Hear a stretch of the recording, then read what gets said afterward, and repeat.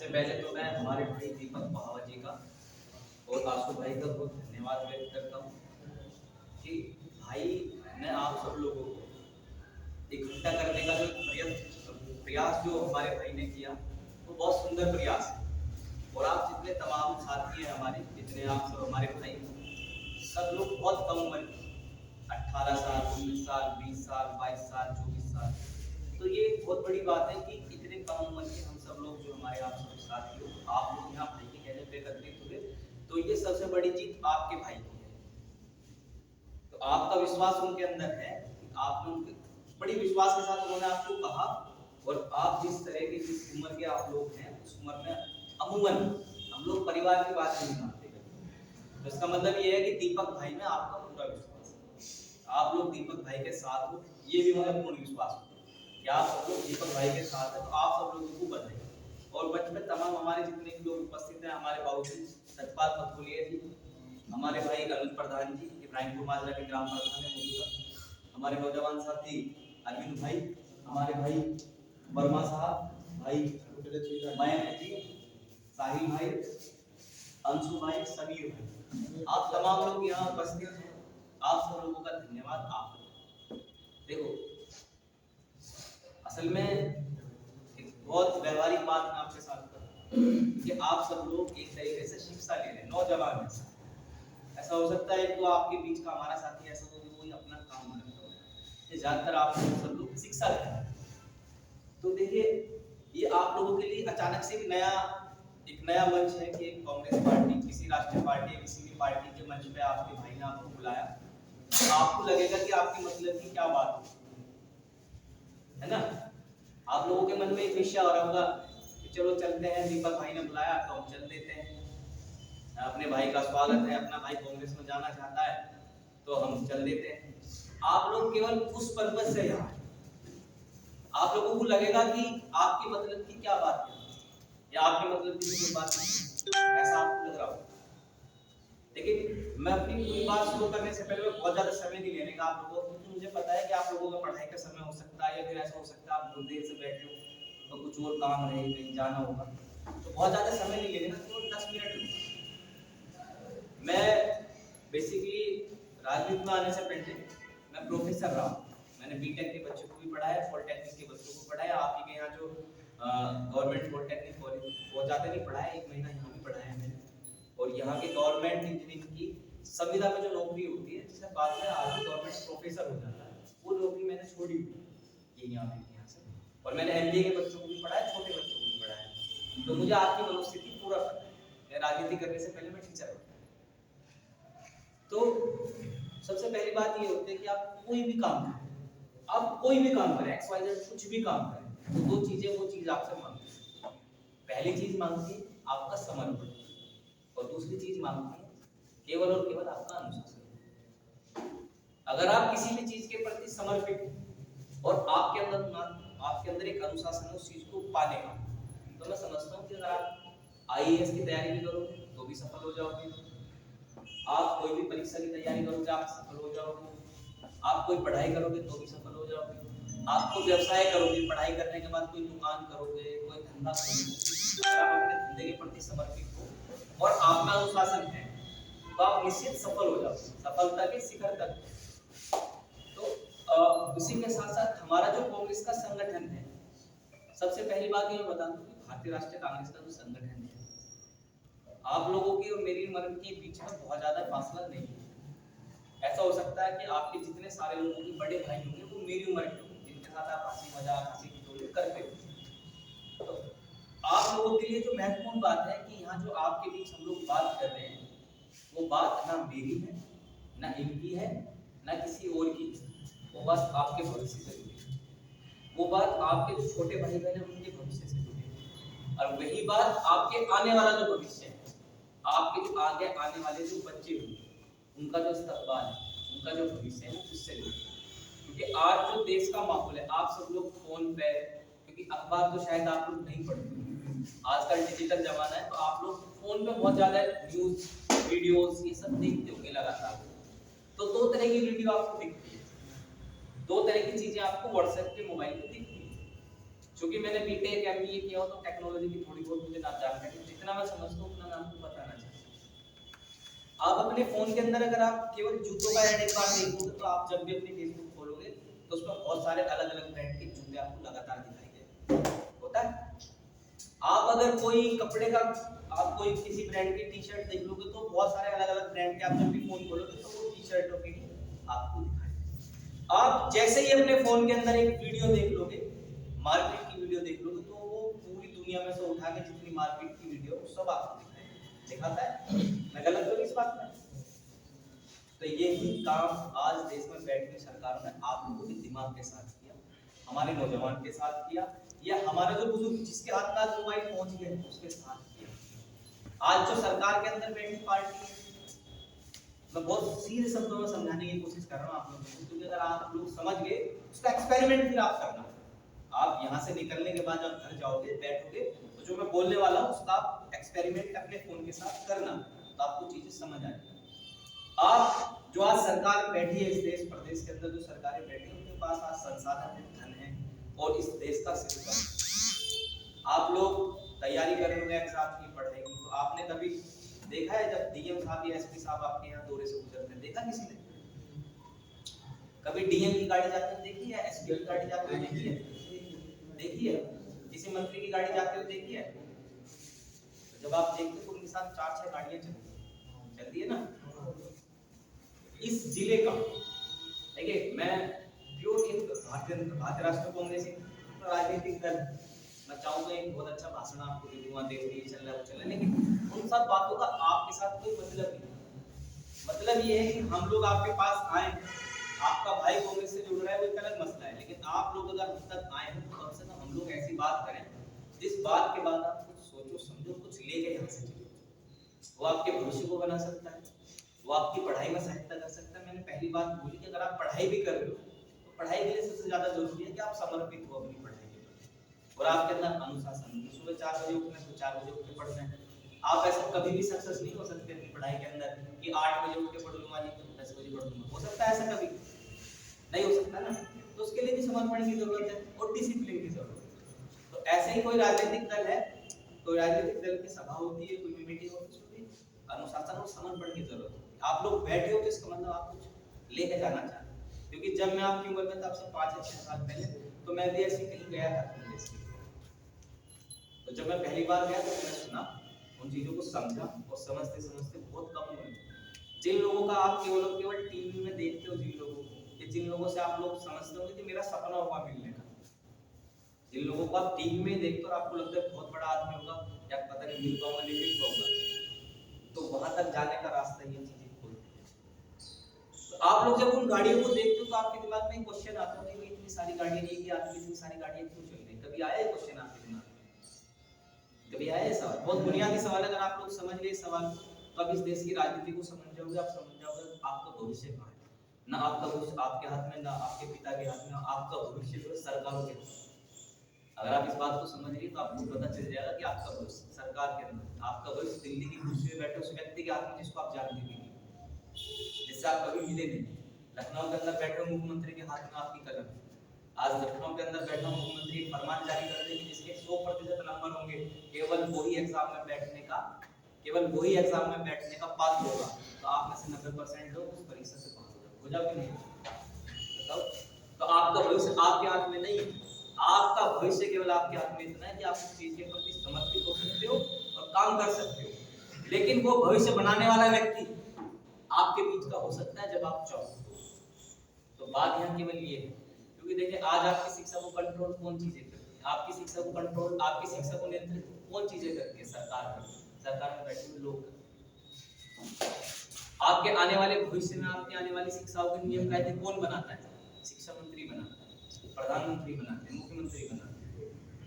लेकिन आप जब अपने फोन के अंदर आ जाते, जैसे आप अपना सेल फोन खोलोगे, आपने एक वीडियो देखी हिंदू मुस्लिम, आपने जैसे एक वीडियो देखी हिंदू मुस्लिम, तो उससे संबंधित इतनी तमाम वीडियो आएगी कि आप बस वही चेक करते रहोगे। आपको ऐसा लगेगा कि पूरी दुनिया के अंदर केवल हिंदू मुस्लिम की लड़ाई। ऐसा होता है? आप बताओ। आप अपना फोन खोलते हो, आप उसमें कुछ भी देख लो, आप क्रिकेट की वीडियो देख लो तो बस आपके फोन में वो क्रिकेट की वीडियो आती है लगातार। फिर दुनिया में आपको ऐसा लगता है क्रिकेट से अलग कोई खेल ही नहीं, लेकिन ऐसा थोड़ी है। दुनिया का सबसे लोकप्रिय खेल क्या फुटबॉल है, सबसे ज्यादा पैसे वाला खेल फुटबॉल है, लेकिन क्योंकि आपने सिस्टम और सरकार के अंदर बैठे हुए लोग हमारे दिमाग के साथ और हमारी भावनाओं के साथ खेल लेना, तो उन्होंने उसी चीज का सदुपयोग किया, क्योंकि हम लोग लगातार फोन का इस्तेमाल करते लगातार करते, उन्होंने आप लोगों को हम लोगों को ये दिखाने की कोशिश की कि इस देश के अंदर शिक्षा की इतनी जरूरत नहीं है, इस देश के अंदर राशन की बहुत जरूरत है, इस देश के अंदर भाईचारे की जरूरत नहीं है, इस देश के अंदर हिंदू मुस्लिम की लड़ाई की जरूरत है। और आज हमारे नौजवान आपके बीच में मुस्लिम भाई भी बैठे हैं, हिंदू भाई भी बैठे हैं, आपको ऐसा लगता है कि आपको अपने मुस्लिम भाई से कोई दिक्कत है? वो ये बताओ मुझे, ऐसा लगता है आपको? नहीं लगता ना। यहाँ चौल समाज के भी बैठे हैं, भाई कश्यप जी हैं, हम लोग ब्राह्मण भी सब बैठे हैं, मुस्लिम भाई भी बैठे हैं। क्या आपको ऐसा कभी लगा कि भाई ये जो मुस्लिम भाई है मेरा, मुझे इससे कोई दिक्कत है? या किसी मुस्लिम भाई को ऐसा लगा भाई मैं हिंदुओं के बीच बैठा हूँ अकेला, ये मुझे मार देंगे भाई? कभी ऐसा लगा? ऐसा हुआ नहीं हुआ। लेकिन टेक्नोलॉजी का दुरुपयोग इस सरकार के अंदर बैठे हुए लोगों ने आपके दिमाग के साथ करने का काम किया। बड़ी बड़ी कंपनियां उनको खरीद के उनको अपने तरीके से इस्तेमाल। देखिए अब मैं किसी दुकान पर जाऊं तो मैं उनके लिए खराब, मैं उससे कहूंगा कि मुझे काले कपड़े चाहिए तो वो काले देगा, उससे क्या मतलब है सफेद देने का? मैंने काले मांगे ना उससे, तो वो क्यों सफेद देगा मुझे? तो आज इस देश के अंदर जो सरकार है वो केवल और केवल हम लोगों के बीच काला सच परोसने का काम।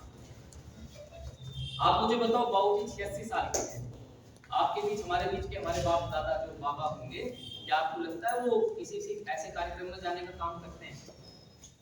आप बताओ, सारे बच्चे हो, आपके बाबा होंगे, पिताजी होंगे, क्या आपको कभी लगा कि 86 साल के बुजुर्ग कोई इस तरीके से बच्चों के बीच में जहाँ ये पता हो कि भाई लड़के हैं और वो डिसिप्लिन से बैठेंगे कि मैं जाऊंगा बोलूंगा, ऐसा कभी लगा? नहीं। तो कोई तो बात रही होगी कि वो आपके बीच आए, उन्हें ये पता था कि सारे नौजवान साथी हैं, लेकिन फिर भी वो आपके बीच आए और आपके बीच बोलने का काम करा। तो कोई तो चीज होगी इस पार्टी के अंदर कि वो इतना प्रेरित करती है। आज 86 साल की उम्र में, जिस उम्र में आदमी को केवल और केवल आराम करना है, वो आपके बीच आके अपनी बात रखे। कोई तो बात होगी इस पार्टी के।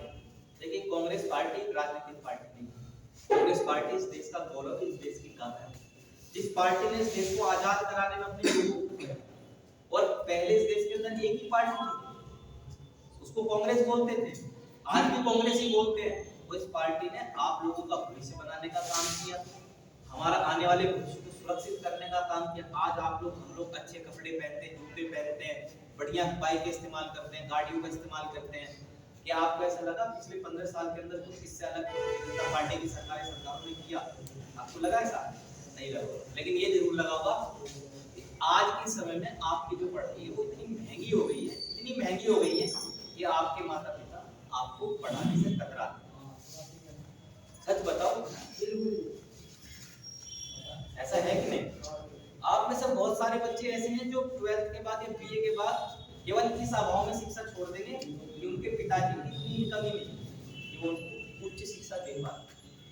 आप लोग, हम लोग कहाँ जा रहे हैं? हमारा भविष्य क्या है? जब हम लोग शिक्षित होंगे, पढ़ेंगे, तभी तो सरकार से सवाल करेगी। आज आपके बीच का फ्रेंड वो भी आपका साथी है, उसने आप सब लोगों को इकट्ठा करके कांग्रेस पार्टी ज्वाइन करने का जो एक हिम्मत जो उसने दिखाई है, मैं तो उसको सलाम करता हूँ। क्योंकि हमारे जनपद के अंदर इस तरीके से एक नौजवान लड़का कांग्रेस पार्टी में सम्मिलित होना चाहता है, वो भी आप सब लोगों को इकट्ठा करके, ये वास्तव में बहुत बड़ी बात है। और देखिए मैं तो सिर्फ दो बात से आपको ना अपनी बात खत्म कर दूंगा। कांग्रेस पार्टी के बारे में बताने के लिए मेरे पास बहुत कुछ है, लेकिन आज जो हम आजादी की सांस ले रहे हैं, आज जो हम अच्छे कपड़े पहन रहे हैं, बढ़िया शिक्षा हम लोग ले रहे हैं, आज हमारे घर में आज हम लोग लाइट बढ़िया सुख साधन संपन्न हुए हैं। जब भारत आजाद हुआ इस देश के अंदर कुछ भी नहीं। आप अपने बाप दादा से पूछो तो बताएंगे पिछले 15 साल पहले भी आप लोग के अंदर कभी कभी आता था, केवल एक पसंद छोले भटूरे वाले की दुकान थी। पूरे बड़ौद इतना बड़ा कस्बा है, लेकिन एक ही हलवाई की बढ़िया दुकान थी, पसंद छोले भटूरे, है ना? जी गलत तो नहीं कह रहे, उससे अलग कोई दुकान नहीं थी इस शहर के अंदर। लेकिन कांग्रेस ने धीरे धीरे धीरे धीरे इस देश को मिट्टी से बना के सोने का बनाने का काम। एक शेर है छोटा सा, उसके बाद मैं अपनी बात खत्म कर दूंगा। और मैं भाई का बहुत स्वागत और आप सब लोगों को भी कांग्रेस में स्वागत करता हूँ। आप लोगों ने एक बाइक रैली निकाली, उसमें से बहुत सारे लोग आप रहे होंगे, थे आप लोग, और बहुत सारे लोग, हम लोगों ने कैंडल मार्च, भाई दीपक भाई, आसू भाई ने भी निकाला था, उसमें भी आप लोग। देखिए जब एक बात है कि जिस ओर जो हमारी बड़ी बड़ी लाल मोहम्मद है, आप लोग शायद कुछ बच्चे होंगे लखनऊ दिल्ली नहीं गए होंगे, अगर गए हैं तो कभी आप जाओगे तो दिल्ली हमारे पास, लखनऊ तो बहुत दूर है, दिल्ली हमारे बिल्कुल पास है। तो दिल्ली की पार्लियामेंट में बैठे हुए लोग हैं ना, वो लाल इमारत जो है, लाल पत्थर की जो इमारत है, उसके अंदर बैठे हुए जो लोग, इस देश का भविष्य, इस समाज का भविष्य, उस क्षेत्र का भविष्य उस ओर चलेगा जिस ओर वो कलम चले। अगर हमारे क्षेत्र के लिए वो कलम चलेगी तो हमारा क्षेत्र का विकास होगा, आपका विकास होगा, हमारा विकास होगा। वहाँ बैठा हुआ व्यक्ति, उस गुम्बद के अंदर, उस कुर्सियों के अंदर बैठा हुआ व्यक्ति हमारे बीच का, आपके बीच का नहीं होगा। जो हमारा दुख दर्द नहीं समझता होगा, हमारे क्षेत्र की समस्या वो नहीं समझता होगा, तो मैं समझता हूँ वो कभी भी हमारे क्षेत्र के लिए काम करने का काम। आप लोगों को ये देखना है कि हम लोगों को ये समझना है कि इस पार्टी के देश को बनाने का काम है, नौजवानों को बनाने का काम है। बढ़िया बढ़िया शिक्षा संस्थान बनाए, एम्स बनाए, IIT बनाई, भागना नागल बांध बनाए, ट्रेन बनाई, मेट्रो बनाई, क्या इस देश में नहीं बनाया, सब कुछ बनाने का काम किया। और आज की जो सरकार है, जो कि आप लोगों को दिखाया जा रहा है कि हिंदू मुस्लिम इस देश के अंदर है, हम लोगों ने ये किया। एक छोटी सी बात है, आप लोगों के, सब लोगों के यहाँ घर बनता है। जब घर बनता है तो उसकी शुरुआत क्या है, फिर इसके बाद बात खत्म करते हैं, भाई का स्वागत करते हैं। आपके यहाँ जब घर बनता है, कोई भी जब मकान, आप सबने मकान बनते हुए देखे हैं ना जी, कोई ऐसा तो नहीं जिसने मकान कमरा बनते हुए नहीं देखा। कैसे बनता है, शुरुआत कैसे होती है? सबसे पहले नींव खोदते हैं, यही होता है भाई। फिर उसके बाद उसमें नींव भरते हैं, कुछ दिन के लिए छोड़ते हैं पानी डाल के, उसके बाद एक एक दीवार बनाता है। चारों दीवार एक साथ थोड़ी बनाता है, एक एक बनाता है। पहले थोड़ी बनाता है, पूरी तब भी नहीं बनाता वो, पहले मतलब 2 फुट बनाएगा, सारी 2 फुट, फिर 4 फीट खड़े ऐसे ही बनाता है। फिर उसके बाद उस पर लेंटर या छत जो भी है वो डालता है, यही होता है।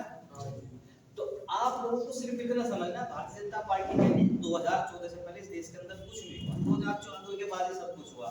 तो उनसे सिर्फ ये पूछ लेना जो उनका कार्य करता है कि भैया कमरे की छत बिना नींव के डाली जा सकती है?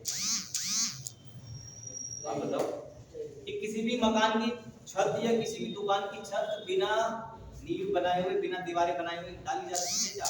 अगर नहीं डाली जा सकती है तो भारतीय जनता पार्टी के लोगों को कह देना कि आप झूठ बोलने का काम करते हो, उनकी बातों में आने का कोई वास्ता रास्ता आपका नहीं बनता। क्योंकि जब आप लोगों को पता है कि भाई छत डाली नहीं जा सकती, तो भारतीय जनता पार्टी के लोग ऐसे कैसे कह सकते हैं कि 2014 से पहले देश के अंदर कुछ भी नहीं हुआ? जो भी कुछ हुआ 2014 के बाद।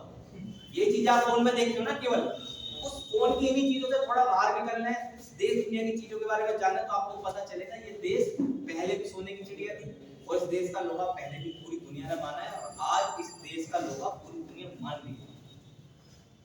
आज देखो पूरी दुनिया के सबसे बड़ी जो कंपनी होंगी, उनके जितने भी बड़े CEO होंगे वो भारत के मिलते हैं। दुनिया के टॉप 100 जो हमारी दुनिया के जो बढ़िया संस्थान है, उसमें शायद हमारे देश का नाम सुना हो, लेकिन जो दुनिया की सबसे बढ़िया नौकरियां हैं उसमें हमारे देश का नौजवान होगा। दुनिया के सबसे बड़े साइंटिस्ट अगर टॉप 10 तो 3-4 हमारे देश के होंगे। दुनिया में किसी भी चीज का डॉक्टर अगर टॉप 10 होगा तो 4-6 डॉक्टर हमारे होंगे।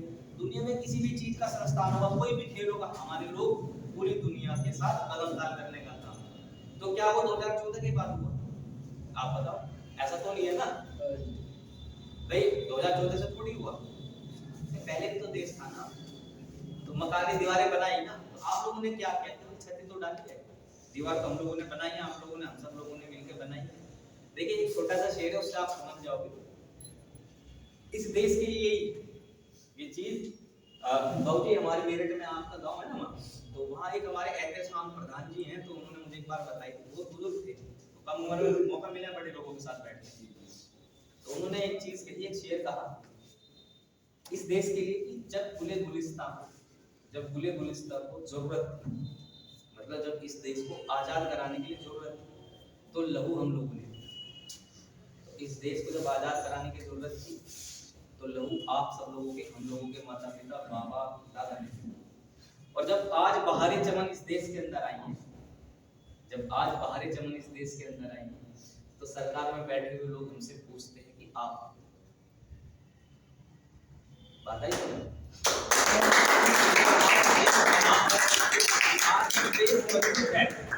लोग आप बैठ के हम लोगों से पूछ रहे हैं कि भाई मुसलमानों ने क्या करा, तो चल रहा है ना इस देश के अंदर कि भाई पाकिस्तान चले जाओ, बांग्लादेश चले जाओ, 370 हटा दी, 3 तलाक कर दिया, नहीं चल रहा है ना। आप इस फोन से बाहर निकलो, चीजें देखो तो आपको समझ आएगा ये सब चीजें नहीं है। ये सब चीजें केवल और केवल एक ही चीज का काम है, उन लोगों का केवल एक ही काम है, उन लोगों को सत्ता में बने रहना है और किसी भी तरीके से झूठ बोल के, सच बोल के सत्ता की जो शीर्ष स्थान है उसमें काबिल होने का काम करें।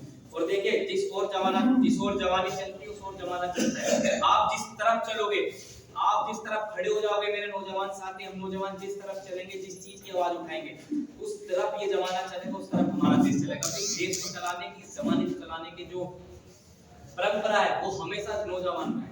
और आप बागपत में इस कांग्रेस को चलाने का भी काम करोगे, इस बागपत में इस कांग्रेस को दौड़ाने का भी काम करोगे, और साथ ही साथ हमारे देश को एक दिशा देने का काम अगर कोई करेगा तो आप नौजवान साथी, हम नौजवान साथी सब लोग मिलते हैं।